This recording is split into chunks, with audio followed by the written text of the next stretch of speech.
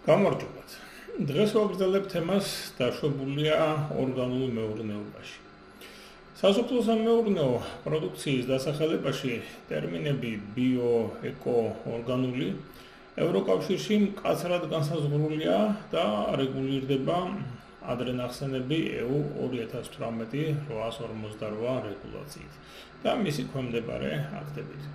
თქვენ წარმოვიდგინეთ, ასეთი რეგულაცია ვრცელდება სასუქებზეც და მცენარეთა დაცვის საშუალებებზე. ანუ სასუქს ვერავინ ვერ დაარქმევს ორგანულს, თუ ის მართლაც არ შეესაბამება შესაბამის სტანდარტებს. ხოლო შორს ვარ იმ აზრისაგან, რომ როგორც სხვა, ისე ამ კანონს დამრღვევები არ ჰყავს. ალბათ ჰყავს და არაერთიც.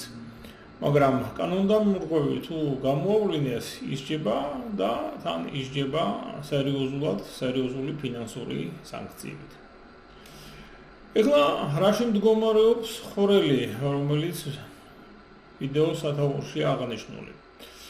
და ეს ხორელი წარმატებით გამოიყენება, მართალია აღნიშნულ დასახელებებს ვერ გამოიყენებთ პროდუქციის მარკირებისას, მაგრამ ფირმის დასახელებაში შეგიძლიათ გამოიყენოთ. მაგალითად, არის ასეთი ფირმა უკრაინაში, ჰქვია ეკო ორგენიკ, რომელიც ყველანაირ სასუქს აწარმოებს ორგანულის გარდა. ფირმის დასახელებაზე შეზღუდვა საქართველოშიც არ არსებობს და არც ევროკავშირში. ხოდა რადგან ფირმის დასახელებას მისსავე პროდუქციაზე არავინ აკრძალავს, ამიტომ თეორიულად შეიძლება არსებობდეს ეკოორგენიკ, ამონიუმის ნიტრატი და თუნდაც ფირმისა და პროდუქციის დასახელება ცალ-ცალკე დაშორებულად ეწეროს ეტიკეტზე. მომხმარებელს სულად ვიდა შეიძლება გაუჩნდეს შთაბეჭდილება, რომ ეს ფირმა რაღაც განსაკუთრებულ ამონიუმის ნიტრატს აწარმოებს და შეიძინოს იგი როგორც ორგანული სასუქი.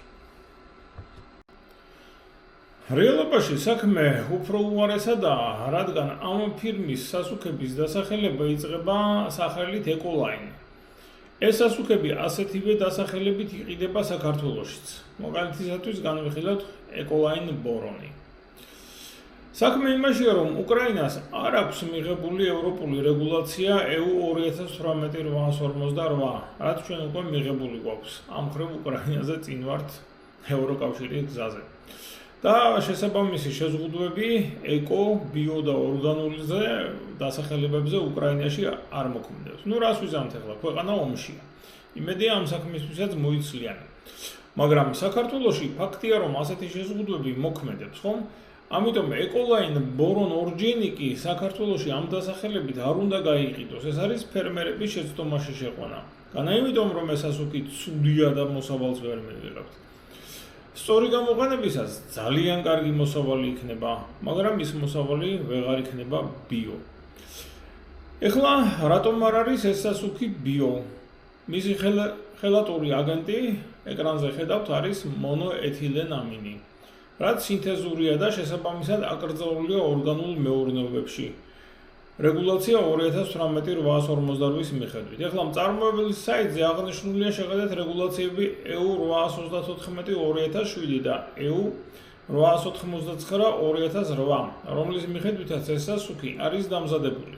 მაგრამ საქმე იმაშია, რომ ეს რეგულაციები დღეს ძალად აკარგულია და შეცვლილია 2018-848.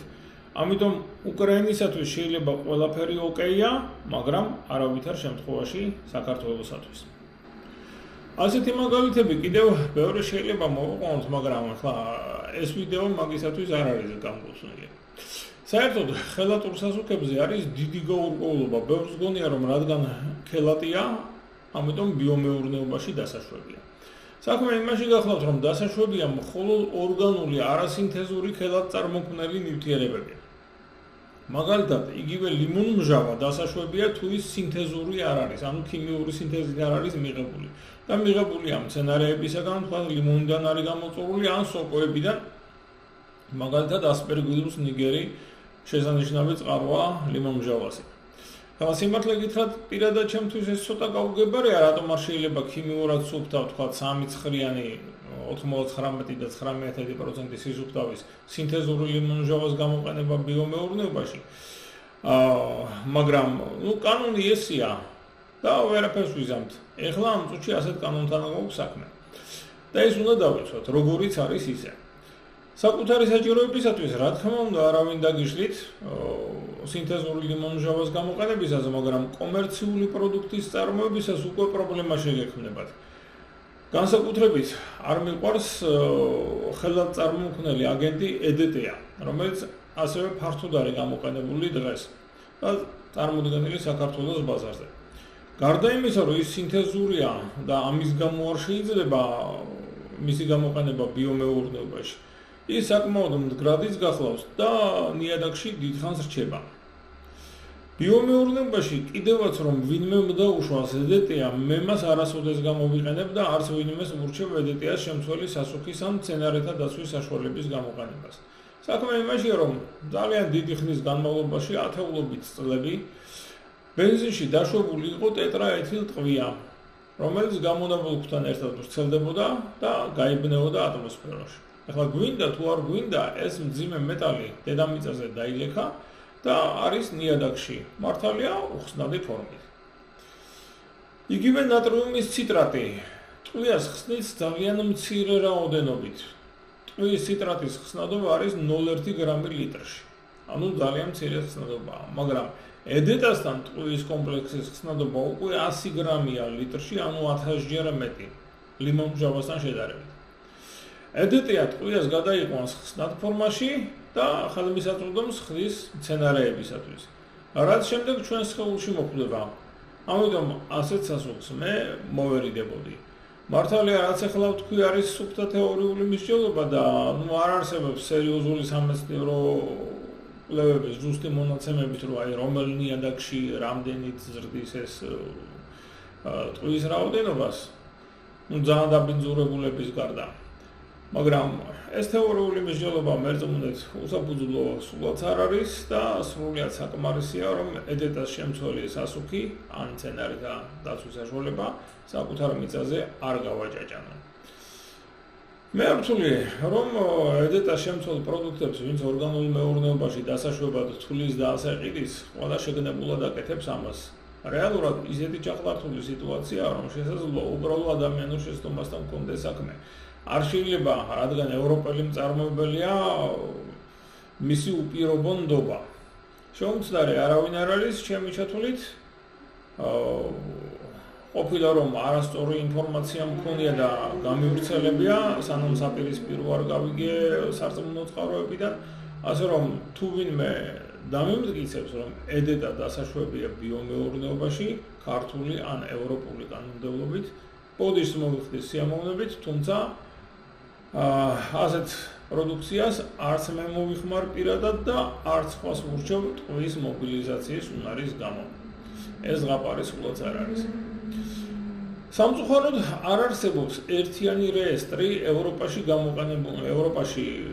ბიომეურნეობებში დაშვებული სასუქების და მცენარეთა დაცვის საშუალებების.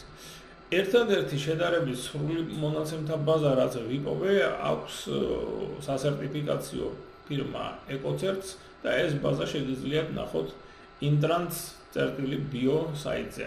თუმცა ამ ბაზას სისრულეზე პრეტენზია არ აქვს და შეიძლება რომელიმე ბიოსასუქი ამ მცენარეთა დაცვის საშუალება მასში არ იყოს მოხსენიებული, მაგრამ რაც არის, საკმაოდ ბევრია და ძალიან ბევრი პროდუქტზე ინფორმაციის მოძიება შეიძლება არის თუ არა ეს პროდუქტი ბიო. დღეისათვის სულ ეს იყო, ნახვამდის, გარდაბრძანდებოდეთ.